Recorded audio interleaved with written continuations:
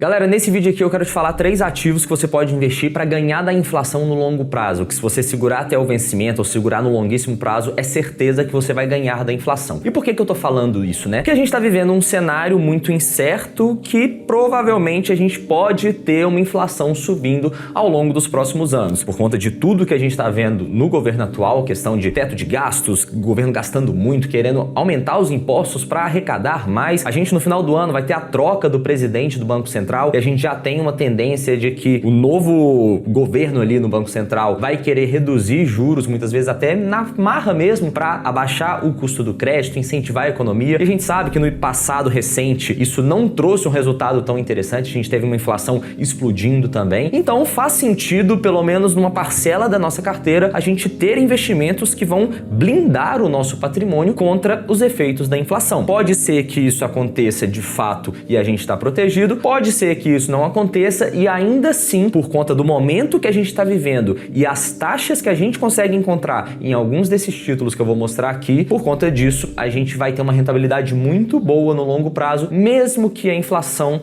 não ultrapasse ali o que a gente estava prevendo no primeiro momento. Então é importante a gente falar sobre isso e você avalia aí se faz sentido na sua carteira ou não. E nesse vídeo eu quero te passar quais são esses 3 ativos que historicamente no longo prazo e muito provavelmente nos próximos anos também vão render mais do que a inflação. E para a gente começar, é importante a gente mencionar o seguinte: a gente tem alguns ativos, por exemplo, de renda fixa, que se você segurar até a data do vencimento, eles vão render mais do que a inflação. Mas se você quiser resgatar antes da data do vencimento, aí é muito importante você ficar atento a isso, porque existe uma coisa que chama marcação a mercado, que é a oscilação de preços do ativo na medida que a taxa de juros, por exemplo, a Selic, a curva de juros, oscilam ao longo do tempo. Então, se você quiser resgatar antes, você pode? Pode, mas você vai ter que vender esse título provavelmente no mercado secundário e aí sim corre o risco de você ter que vender num preço diferente do que aquele que você contratou e ter uma rentabilidade diferente daquela que você estava, enfim, esperando ali, né? Pra gente começar, o padrão, depois eu vou falar 2 ativos que você provavelmente até não conhece ainda, mas o primeiro deles é o Tesouro IPCA. É um título do Tesouro Direto que você empresta o seu dinheiro para o governo e no longo prazo ele vai render. O dinheiro que você investiu, ele vai ser corrigido pela inflação e ainda ganha um prêmio em relação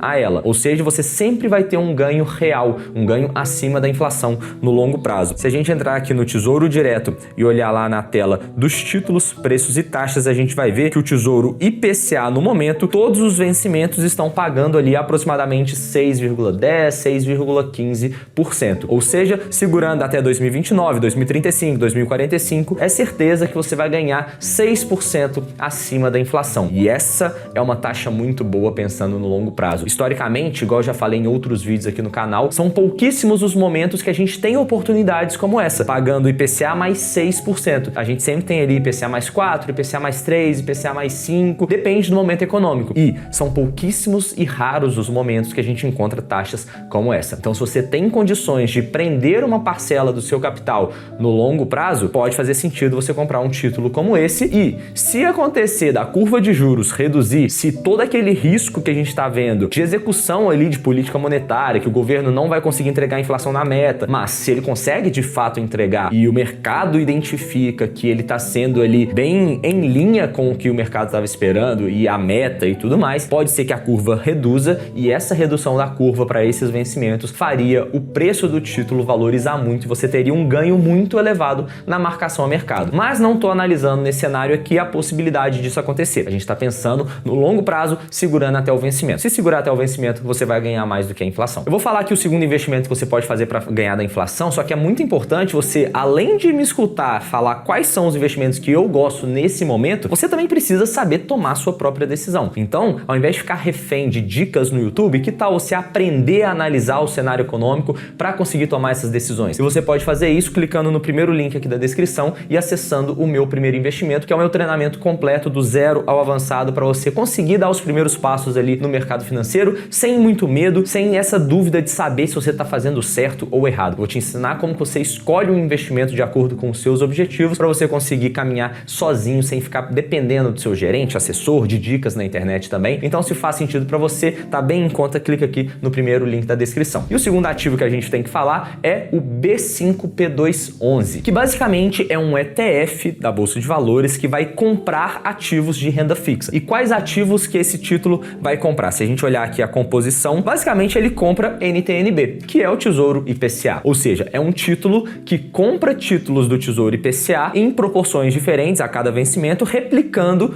um índice que, obviamente, vai mudando ali ao longo do tempo, mas ele vai comprar esses ativos na mesma proporção que eles estão dentro do índice. E aí, a ideia desse título é que, além dele refletir a média ali do prêmio em relação à inflação no longo prazo, ou seja, historicamente ele tende a ganhar do CDI, da inflação e tudo mais, igual a gente vai ver daqui a pouquinho, ele também é um título que faz com que o prazo médio de vencimento da carteira seja maior do que 2 anos. E isso faz com que esse ativo tenha sempre a alíquota mínima de imposto de renda que você teria ao investir em um título de renda fixa. Então, você sabe que se investir, por exemplo, no Tesouro IPCA, você vai ter essa tabela regressiva aqui de 22% a 15% e, obviamente, quanto maior o prazo, menor a alíquota. Só que, como o ETF ele faz a ponderação dos títulos de forma com que o prazo médio da carteira seja sempre acima de 2 anos, o ETF sempre vai ter a cobrança do imposto de renda ali de 15% no momento que você fizer aquela venda. Então, traz algumas vantagens tributárias nesse quesito. E aí, quais são as outras vantagens tributárias que você tem no caso do ETF? Você pode comparar, por exemplo, títulos do Tesouro Direto aqui com o ETF de renda fixa, que esse ETF que eu tô falando se enquadra nesse terceiro caso aqui da direita. A gente tem IOF nos títulos de renda fixa tradicionais, que não teria no caso do ETF, e tem essa tabela regressiva que não teria também no caso do ETF. Então, você traz esse ganho adicional na questão tributária, e se a gente comparar com fundo de investimento também, tem a antecipação ali do Come Cotas. Então, a cada 6 meses você tem a cobrança de uma parcela do imposto de renda. Isso reduz ali os juros compostos no longo prazo, isso é prejudicial para o investidor, isso não tem no ETF de renda fixa, como por exemplo o B5P2. E aí, se a gente analisa essa outra tabela aqui, a gente vê que em 100% das janelas de 12 meses para cima, o ETF que a gente está falando aqui, que vai replicar o IMA-B com o prazo acima de 2 anos, ele vai ter uma rentabilidade positiva,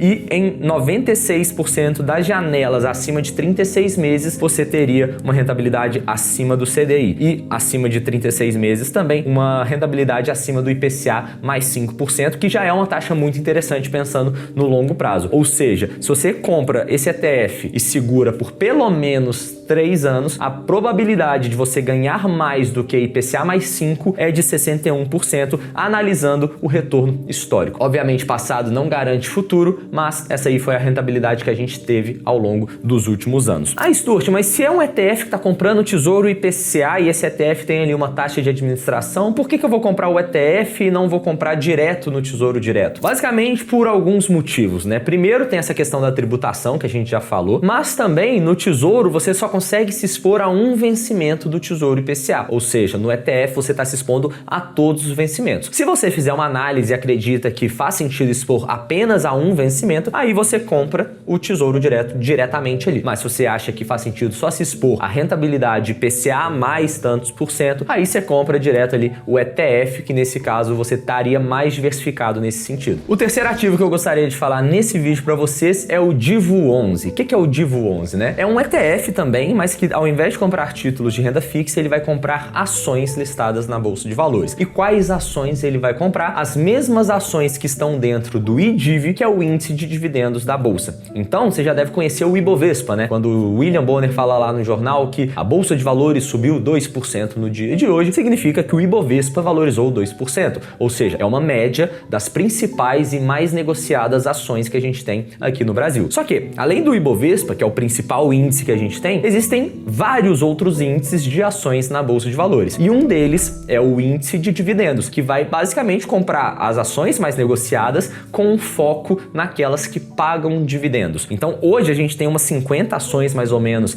dentro do DIVO11 e também, obviamente, do IDIV. E como que essas ações fazem para entrar dentro do índice? Basicamente, alguns critérios de exigibilidade ali para conseguir entrar. Por exemplo, estar entre os ativos elegíveis que no período de vigência das 3 carteiras anteriores, em ordem decrescente, representem em conjunto 99% do somatório do indicador ali do índice de negociabilidade. Tem que estar presente em 95% dos pregões da bolsa das 3 carteiras anteriores, ou seja, se é uma ação que não negocia negocia todos os dias, por exemplo, ou pelo menos não negocia em mais de 5% dos dias das últimas 3 carteiras, ela não vai entrar nesse índice. Não pode ser uma penny stock, que é aquela ação que custa menos de R$1. Enfim, tem vários critérios para uma ação ser elegível a estar dentro do índice. Na hora que ela entra dentro do índice, o ETF vai rebalancear aquela carteira para, de fato, seguir fielmente o índice no longo prazo. E a partir do momento que a ação entrou dentro do índice, quantos por cento que ela vai ter dentro daquele índice? Basicamente, aqui o critério de ponderação, eles são ponderados pelo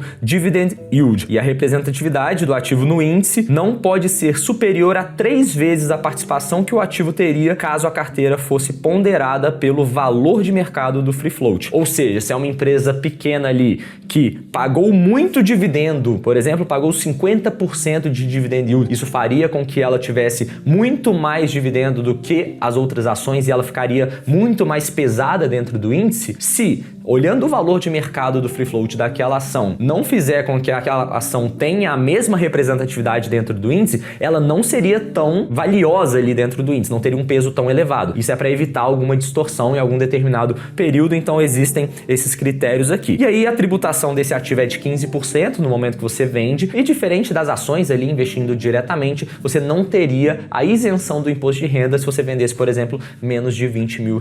Mas todos os dividendos que essas ações pagam ali ao longo do tempo, eles são reinvestidos dentro da própria carteira e isso faz com que o ETF se valorize um pouco mais também no longo prazo. Então, esse ETF especificamente não paga dividendos, mas ele reinveste os dividendos que ele recebe das empresas que você está comprando. Beleza? Espero que esse vídeo tenha te ajudado. Lembra do MPI aqui na descrição para você conseguir dar mais um passo nos seus investimentos e conseguir analisar todo esse mercado e esses ativos que eu te falei aqui e vários outros também de forma 100% autônoma, independente, sem depender de ninguém. Qualquer dúvida, deixa aí nos comentários também. Tamo junto e até a próxima.